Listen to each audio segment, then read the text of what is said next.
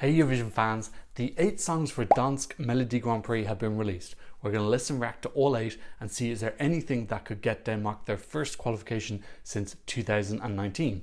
So let's kiki. If you're new here, welcome. My name is Tom. I'm an Irish Eurovision analyst and you can find all of this stuff on my Eurovision channel. So as you may know, if you've seen any of my Dansk Melodi Grand Prix reviews before, this is not generally a national final that inspires a lot of excitement or hype. It tends to be a little bit more on the bland side, a bit more safe and standard. There definitely seems to be a priority here by the producers of the show to kind of keep it family friendly, kind of pop orientated and not very ambitious.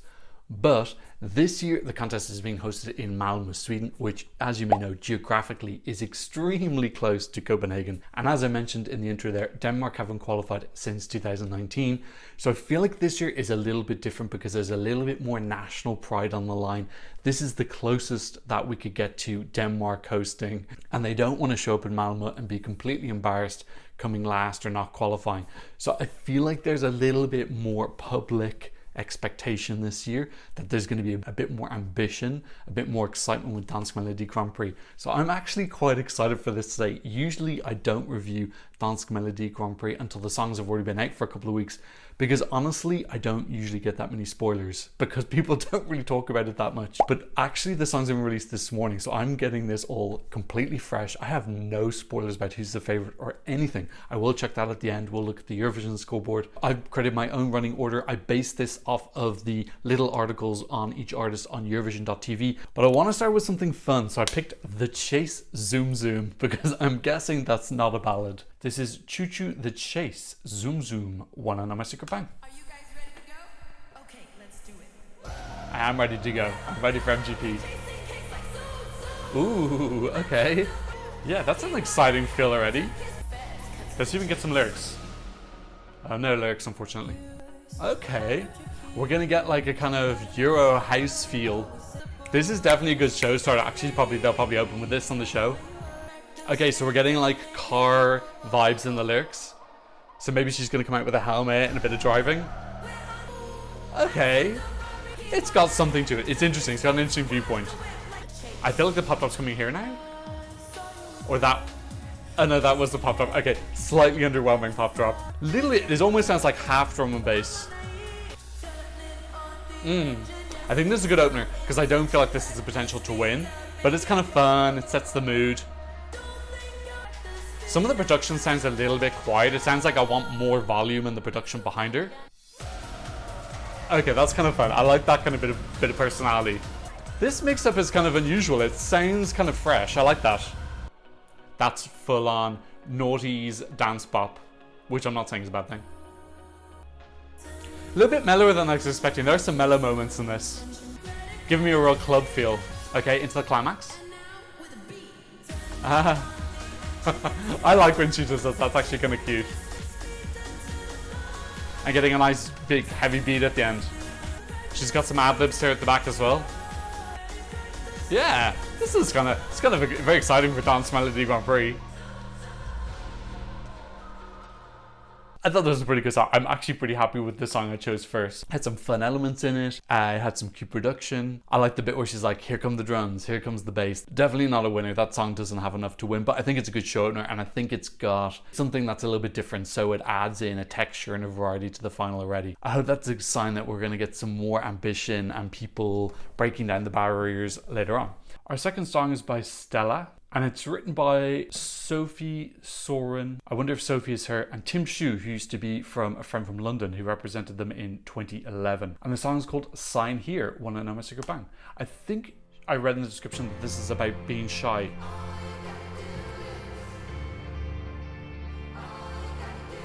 This sounds like the last part of the song at the start. Okay, what are we signing? I want to read the terms and conditions.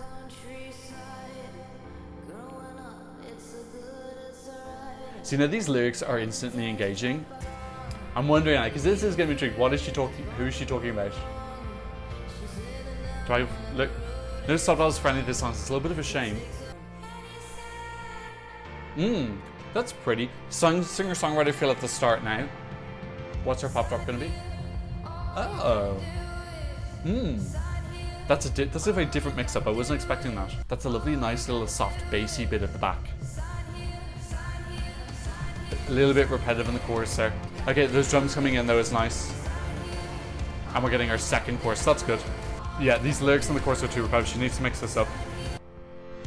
She's probably getting in the person's like sign here and they keep saying it to the person, but it's too repetitive to listen to. Still, this has got a little bit of edge. This is already like quite an edgy MGP.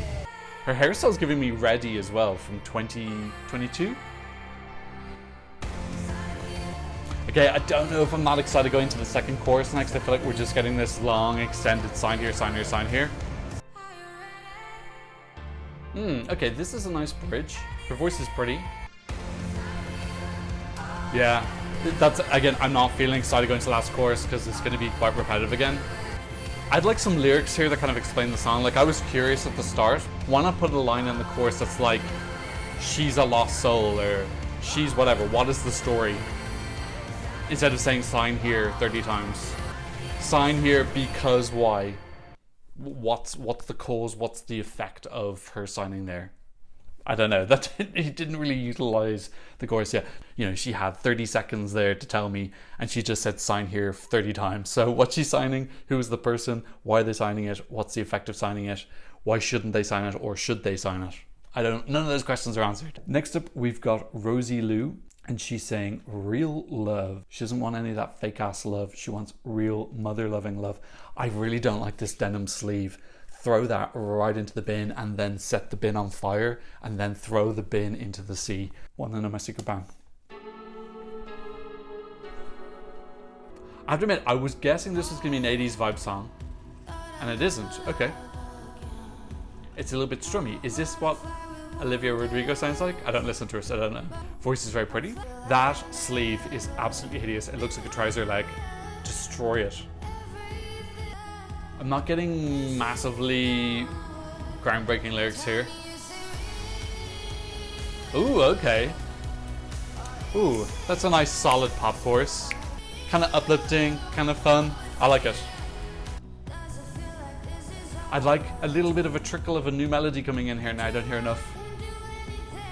Because it sounds like you could accompany this melody very easily. And there's no accompaniment. That's a little shame. That guitar's kind of doing what I wanted now. Yeah, this is solid, well-produced pop. Kind of what we expect from the MGP. Yeah, I think this is inoffensive. This is decent. They shouldn't send this, but I think some people will like it. It's a good playlist filler. I think kind of 3 relatively good quality, interesting songs of art. Nothing that I really want Denmark to send yet.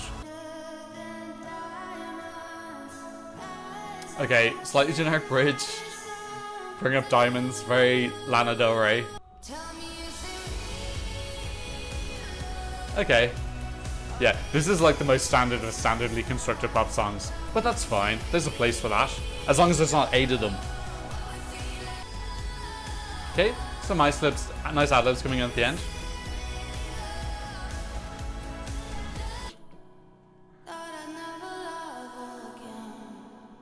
Okay, pretty outro as well. Look, yeah, that was fine. I could very easily sit through that, or like if that came on the radio in the background, I have no problem sitting through that. Very pleasant, easy to listen to, blends in with the background very well. That sounds a bit harsh. I'm not saying it's background music. I'm kind of saying it's background music. That's not always a bad thing. Like, I found it kind of hard to say stuff in the last half. It was a bit uninspiring, let's be real, but it was well produced. She sang it well.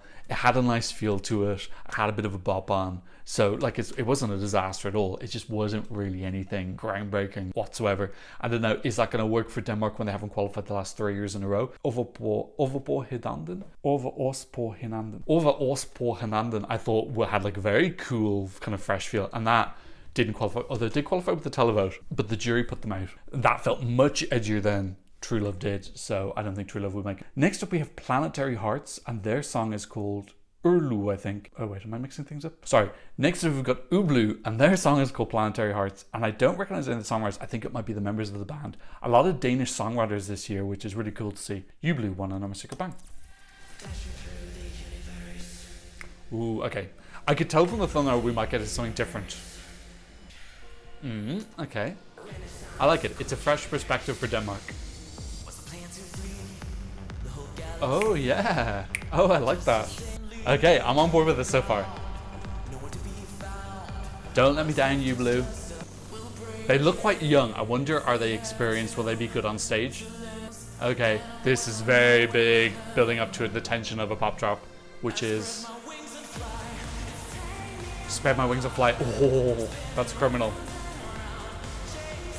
Okay, it's gotten a little bit more generic now. I thought it was going to be a bit more edgier at the start.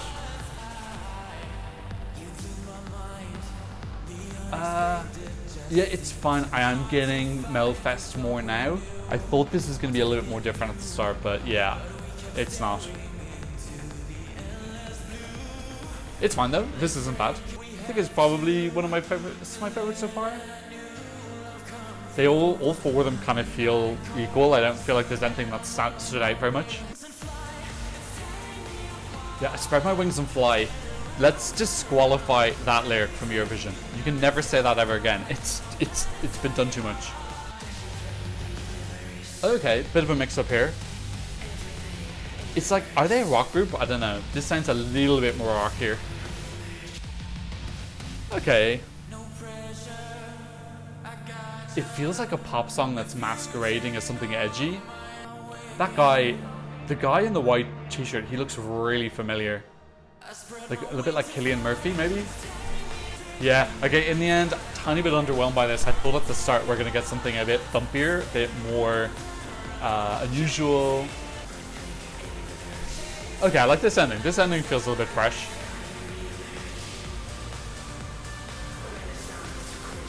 Yeah, I think this ending is good. Really reminded me of BWO. Maybe that's what it was. I think the guy's face reminded me of Cillian Murphy, and then his voice sounded like the lead singer from Bodies Without Organs, BWO. I thought they were great. I really wish they'd represented Sweden once. Okay, gotta admit now, look, I don't know, is this the groundbreaking national final I was kind of hyped about? No, it's not. Those are four very MGP, middle of the road, kind of bland, quality production, offending exactly zero people songs. If I had to send one of those four, I don't think any four of those would qualify. No one's got, it's like trying to pick up something that's too slippery. Nothing's got an edge. Nothing's got something for me to grip onto to pick it up. That's such a weird metaphor. Let's just hope there's something stronger than the last four. Next up, we've got Janus Viberg, who's from the Faroe Islands. So we've had second year in a row we have a Faroese artist. I think he's quite big in the Faroe Islands as well. And he's saying "I Need Your Love," which is not the most groundbreaking title for a pop song, but he may surprise me. Janus, wanna know my secret bang? Come on, Janus. Come on, Janus. Do something weird. Okay. So we're going to get a tender male moment. Not going to break down bars with these lyrics, but that's fine. Maybe it'll come with a melody.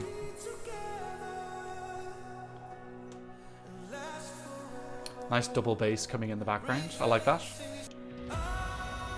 Okay, we're going to get something epic. Very nice voice, a little bit of graveliness in it. I think "I Need Your Love" is such a throwaway title. Let's go back to the start. Yeah, these lyrics are nothing. Okay, let's focus on the melody instead. Okay, getting in now. Bit of a beat coming in. This is very pop by numbers. I know exactly what's going to happen for the entirety of the rest of the song. Come on, Janus. Give us something weird. Give us a strong melody. This is kind of giving me fill the ballad quota. I feel like they were like, okay, we need one ballad for the final. This is a standard ballad. Okay, a little bit extra drums and stuff coming in now. And the violins, I think those violins are good. They should kind of amp those up a little bit more. Yeah, this is pretty PG. Okay, that was a bit unusual. He's ready to feel her love. Okay, his or her love, who knows. Gosh, these lyrics are really, really, really boring. So, someone from the Faroe Islands, I'd say there's so many interesting aspects to their culture that I'd love to know about, and instead he's got the most like beige, white bread lyrics about generic love that are very repetitive. And he misses her. All right, yeah, no, that was just nothing. Nothing happened there. Okay, but But 500 butts. We now have Aura Dione. She has a hyperlink. You know what I think about hyperlinks. It gets me excited. And her song is called Mirror Ball of Hope.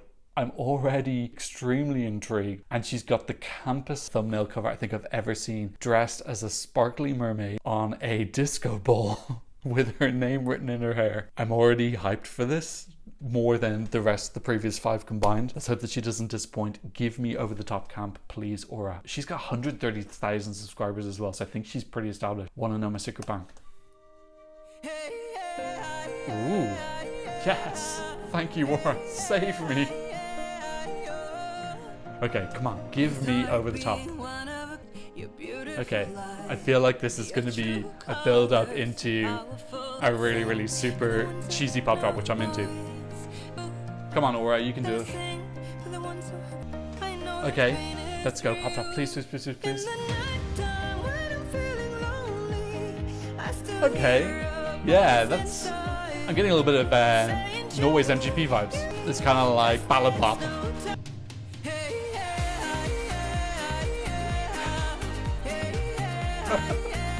Yeah, I think that works. It's more interesting than all the other songs, so I want to hear more about this Mirror Ball of Hope. Okay, it's a very unusual type of song. I thought we were gonna get more I was hoping it'd be a little bit more tacky. This is the title is the tackiest part of it. Okay, like it's fine. I'm a little bit underwhelmed. I thought it was going to be a bit more kind of goofy over the top camp, and this is quite respectable. Not really. Oh. Okay. I kind of like that. I don't know. It just feels like it's kind of at 70% energy. I'm not getting that like explosion of noise. I'm not getting like 100% bam bam bam. I still think I picked this so far out of all 6. Yeah, it feels like it's caught between a dance pop and a ballad. It's like a slightly weird region in the middle. Yeah, that was fine. Okay, maybe a tiny bit underwhelmed, especially considering that she's got such a massive following. Maybe my expectations was a little bit high. That was fine. I'd still pick it out of the 6, but like I have to admit, this MGP, like MGP puts the PG in MGP. Like it is the most PG national final ever. Luxembourg national final is definitely giving it a run for money. Its money this year. But overall, the like chronic title holders of bland, family-friendly show is definitely Dansk Melodi Grand Prix, and that's why a lot of people just don't enjoy following it every year, because it's quite safe and standard and a bit boring. I don't know if I'm massively getting that this is like a new MGP or this is much stronger. Still have 2 songs left, so maybe the wow will come from them. But those first 6 songs sound like a really normal MGP to me. Okay, now we've got Basim, and he is got a song called Johnny, which I believe is a reference to... It's about a man he met in a hospice. Okay, so that's interesting. So possibly someone who was at the end of their life. Okay, so I'm expecting something a little bit tender. Wanna know my secret bang? Tell me why they only bring you flowers when you're dead. Can move or get out on your bed. Man, that's kind of messed up. Okay, I actually quite like that. It's interesting. He's got a very distinctive voice as well. I met a man called Johnny at a hospice. There you go. Bam. Very by far the most interesting song so far, lyrically. Okay. Oh, that's a bit selfish. Don't give a damn what people think. Okay, I like that. It's got a story to it. This is like self-written. You know, and there's a purpose to the writing. Tell me why they only bring you flowers when you're dead. I like that lyric. That's kind of messed up. Okay, there's spunk and personality in these lyrics. I like it. Okay, don't run it into the ground though. I don't know where this sits as well, because it's not really ballad, it's not really bop. Actually, yeah, that's catchy. People like that. Oh, almost like getting into a little bit of like yodeling there. I'm always what I'm wanting with ski. See, look, I'm intrigued. I'm listening to lyrics. I'm interested.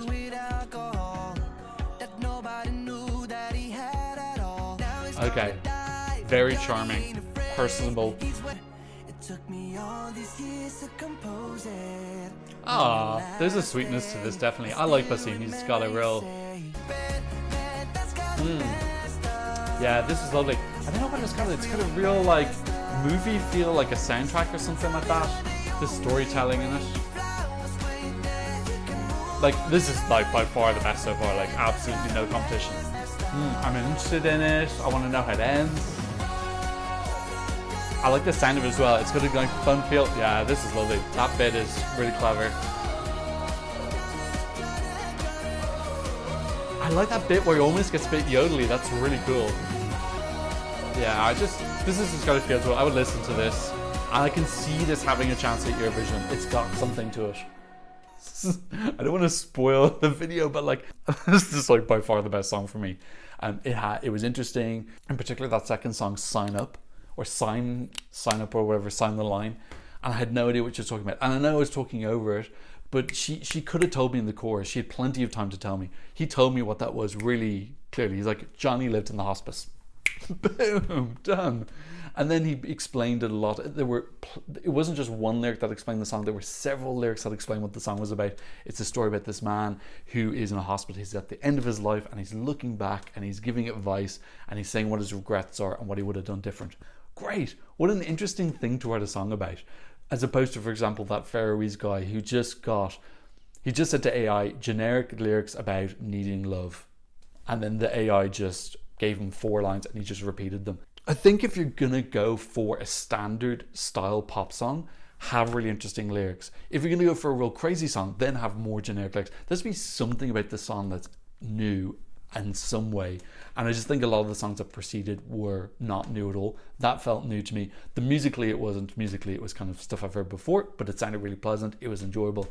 I was bopping around along. I had a real nice feeling, heartwarming and warm, even though the story had some slight elements of sadness in that this guy's dying and there's some regret. There was still a positivity that was growing out of that regret, and overall I just felt the vibe was kind of positivity. Yeah, no brainer for me. Those other 6 songs, no. Even Aura, yeah, no. it just didn't live up to expectations in my opinion. Last up, we've got Sabba singing Sand. I also have got high hopes for her. What's she singing about? I don't know if this is going to be in Danish or English, because sand is the same word in both languages, but we haven't had any songs in Danish yet, so that's a little bit sad. So she was adopted from Ethiopia when she was 8 months old. She wants to spread the message that life must be grasped, boundaries must be pushed, and things must be both challenged and explored. This is Sabba, Sand, one and I'm a secret bang. This is our last song. Okay, beginning. No Danish, a little bit sad about that. But that's not her fault. Nobody did Danish. Okay, come on, Sabba. Where's the sand gonna come in? That's an unusual... What's gonna the connection be? Okay, other bits and pieces of sand. A little bit of drums now, giving military feel. Kind of epic. Okay. This has got an energy to it, a little bit of serious severeness. Okay. That's got a nice tumbling rhythm to it. I like that beat. That beat's nice and thick. We're building a castle out of sand. Okay.